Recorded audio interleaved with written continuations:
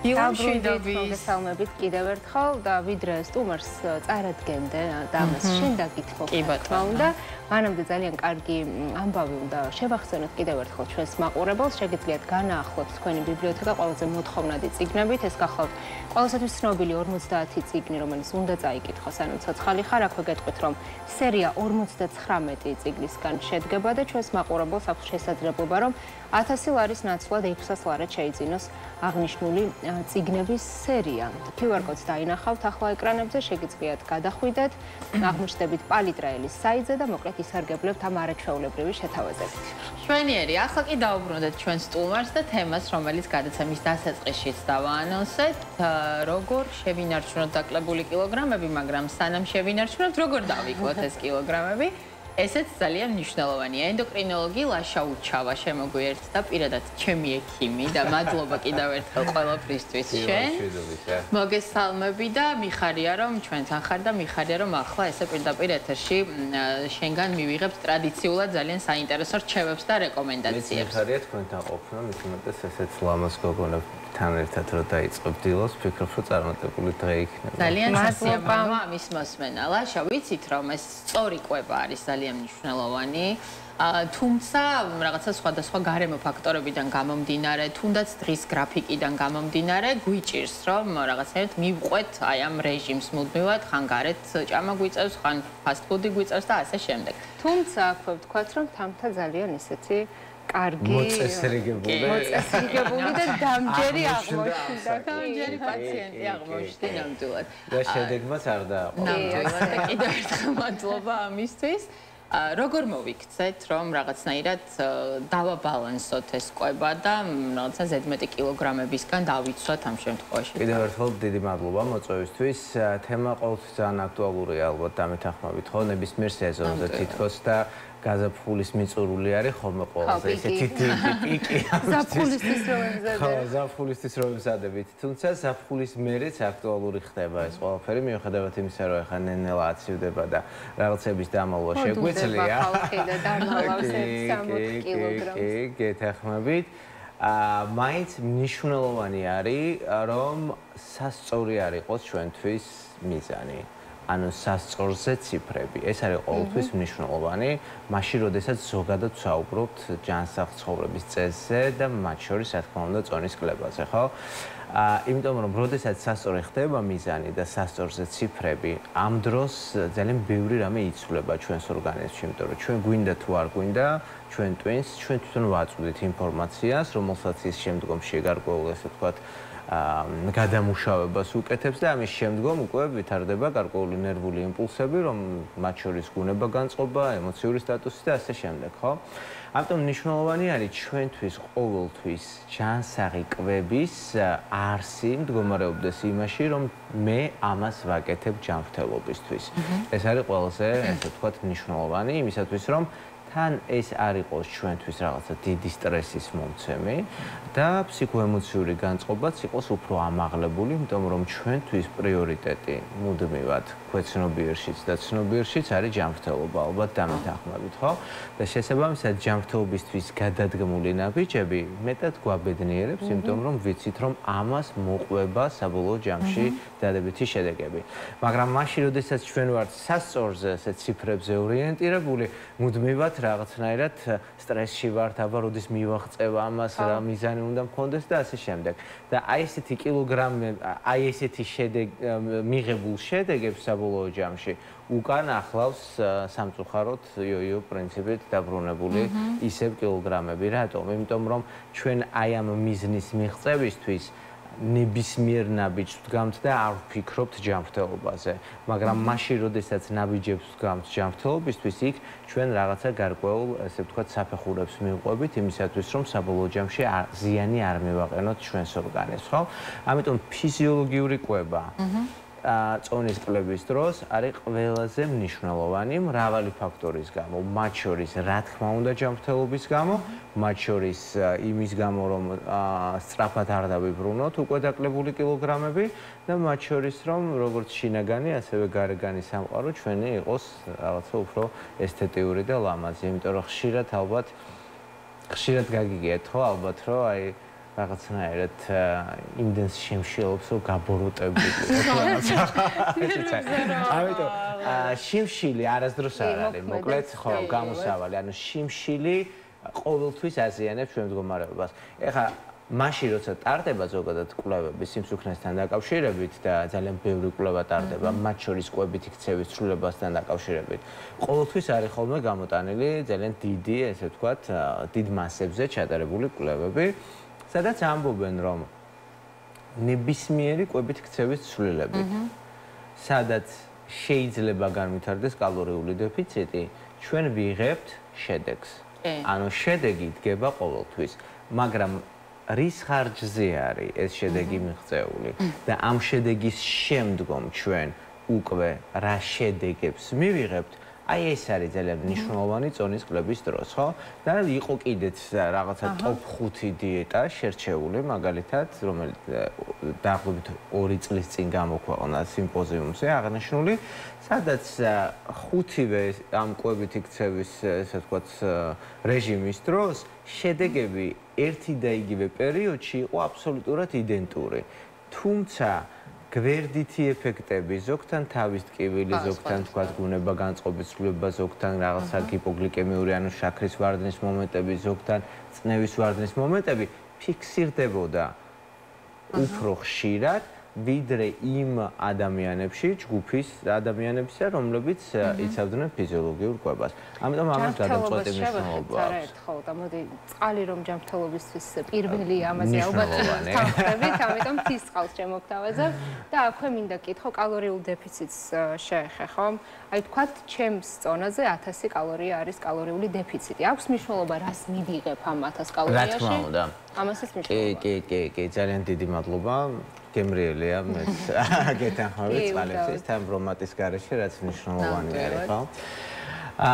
ძალიან მნიშვნელოვანი არის, რას მივიღებთ ამ კალორიაში, იმიტომ რომ თითოეულ ამ მიღებულ ენერგეტიკულ ღირებულებას, ანუ საკვებ პროდუქტს, რა თქმა უნდა, თავისი გავლენა აქვს ჩვენს ორგანიზმზე. და თითოეული ეს პროდუქტი, ეს იქნება μικრო თუ მაკრო ელემენტი, აქვს თავისი ფუნქცია, ხო, ჩვენს ორგანიზმში.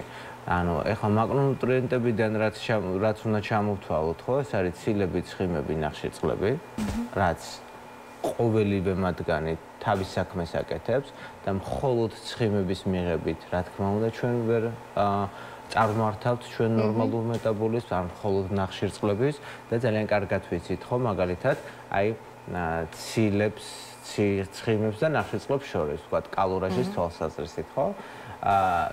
ნუ თუ ვღებულობთ ჩვენ ნახშირწყლებით გაჯერებულ კალორაჟს დღის განმავლობაში, ამ შემთხვევაში ვიცით, რომ დიდი ოდენობით შაქარი მოხვდება ჩვენს ორგანიზმში, რაც საბოლოო ჯამში უნდა გადამუშავდეს როგორც ენერგიის წყარო და თუ ეს ვერ ხერხდება, ამ შემთხვევაში კომპენსატორული მექანიზმით ეს ნახშირწყლები გროვდება როგორც ცხიმოვანი ქსოვილი ჩვენს ორგანიზმში, ხო? შესაბამისად, ეს იწვევს ჭარბი ცხიმოვანი ქსოვილის განვითარებას, რაც არ უნდა კალორიული დეფიციტი გქონდეს, იმიტომ რომ გარკვეული რაოდენობის შემდგომ ორგანიზმს უკვე არ შეუძლია გადამუშავება ამ გლუკოზის როგორც ენერგიის წყარო და ამიტომ იძულებული ხდება ის დაიტოვოს როგორც მარაგი. ანუ ცილების შემთხვევაში ამ დროს, რა თქმა უნდა, წონის მატება არ ხდება. ენერგიას ვიღებთ, მაგრამ ვერ ხდება იმ ორგანოთა სისტემის გამოკვება, უხეშად რო ვთქვათ, ანუ მომარაგება, რომლისთვისაც აუცილებელია გლუკოზა. და ჩვენი ტვინისთვის ერთადერთი საკვები სუბსტანცია არის გლუკოზა. ანუ ჩვენ თუ დიდი ხნის განმავლობაში ვიქნებით ცილებით კვებაზე, ამ შემთხვევაში გონებრივი სამუშაოს შესრულება უკვე ძალიან გაგვიჭირდება, იმიტომ რომ ფაქტიურად ჩვენ ტვინს საკვები მასალა არ ექნება, მაგრამ გარდა ამისა ჩვენ ვიცით რომ ცილებს აქვს სპეციფიური გადამუშავების მექანიზმი ჩვენს ორგანიზმში, ხო? და ამას ძირითადად აკეთებს თირკმელი. ამ შემთხვევაში ჩვენ ზეწოლას ვაკეთებთ თირკმელზე და შესაბამისად ეს მერე უკვე ჯანმრთელობასთან დაკავშირებულ პრობლემებს გვექმნის. ახლა რაც შეეხება ცხიმებს, ხო? ახლა ცხიმები ვიცით რომ ენერგეტიკული ღირებულებით ყველაზე მეტად გამოირჩევა ამ ორ შორის, ხო? ცილებსა და ნახშირწყლებს შორის.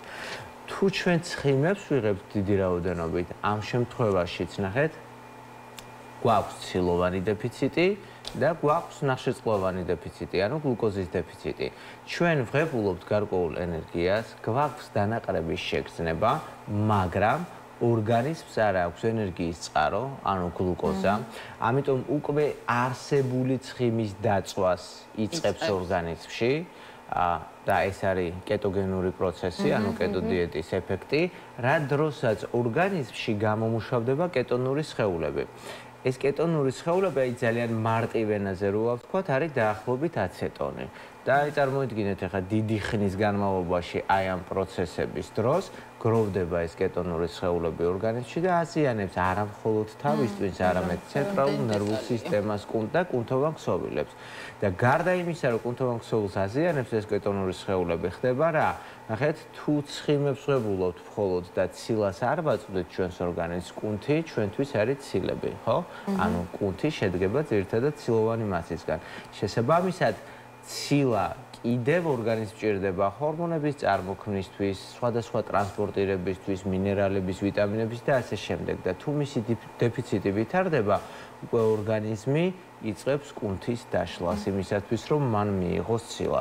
შესაბამისად, მერე უკვე ვითარდება კუნთოვანი დისტროფიები, სისუსტე და ასე შემდეგ.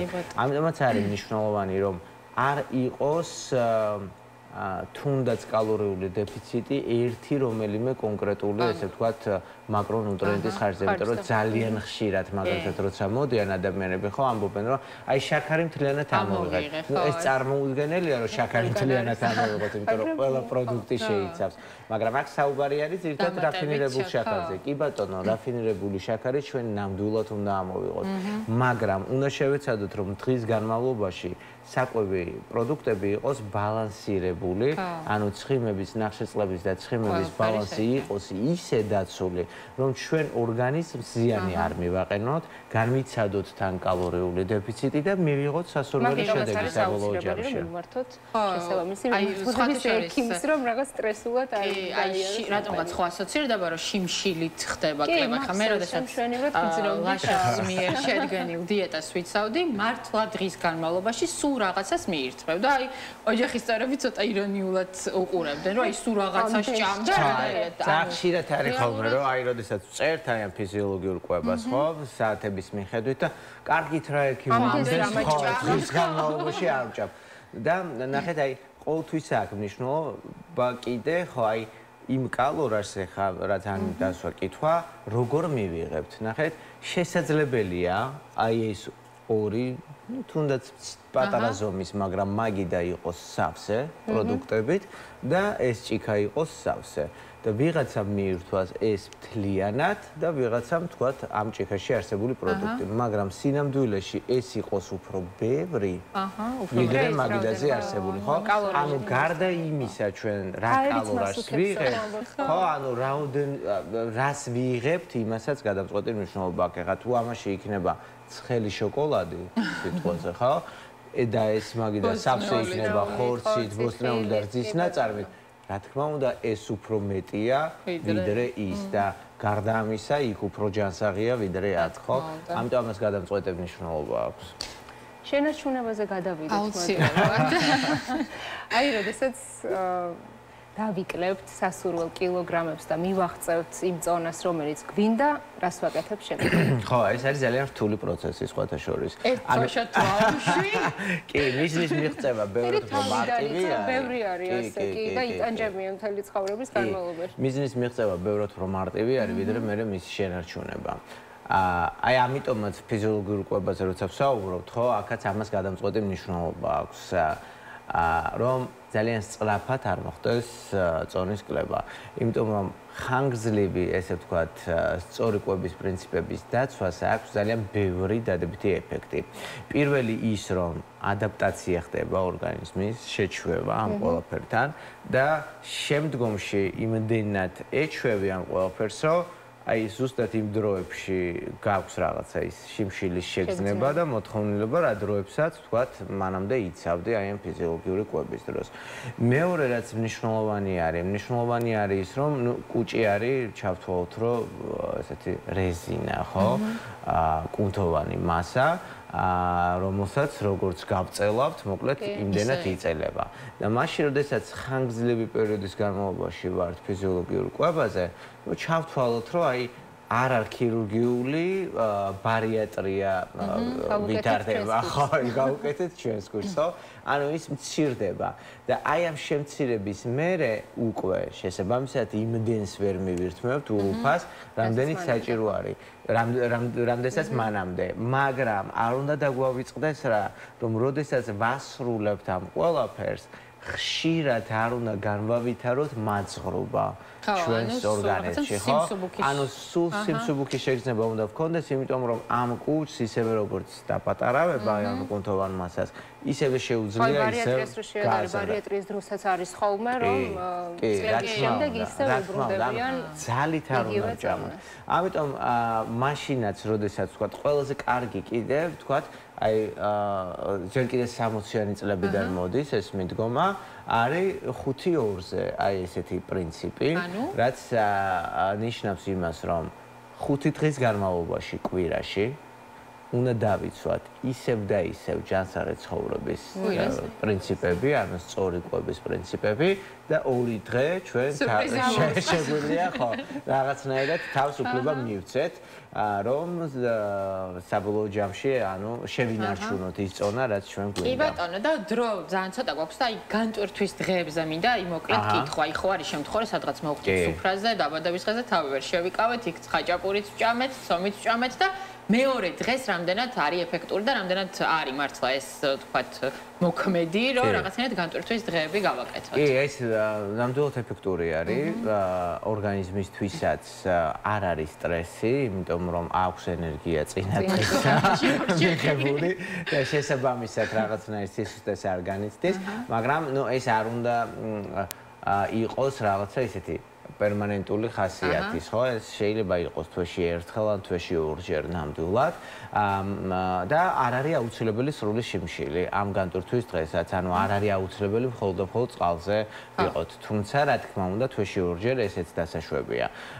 განტვირთვის დღეს ჩვენ შეგვიძლია ავირჩიოთ მაგალითად რძის პროდუქტები, ხილი ან ბოსტნეული, ანუ რომელიც მარტივად გადასამუშავებელი არის ჩვენი ორგანიზმის მიერ, არ ხარჯავს ის დიდ ენერგიას და გარდა ამისა თან სამივე პროდუქტი შეიცავს ვიტამინებსაც, მინერალებსაც და შესაბამისად ორგანიზმი მშიერი არ არის და გარდა ამისა შეიცავენ ისინი ანტიოქსიდანტებს, ანუ იმ ნივთიერებებს, რომლებიც ჩვენს ორგანიზმში არსებულ უჯრედებს იცავენ უკვე მავნე ნივთიერებებისგან.